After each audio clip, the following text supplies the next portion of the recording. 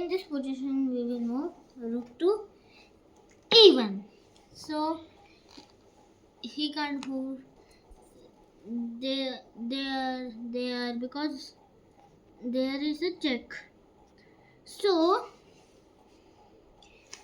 eh, he will capture it. It is force because it is check. He can't move here because of the rook. Here and here because of the rook. Then he will capture it. Then we will capture it with our rook. Now he can't move here or any other move because of the check of the rook. He can't move here because of the rook. He can't move here because of the rook, and he can't do anything. So it is checkmate.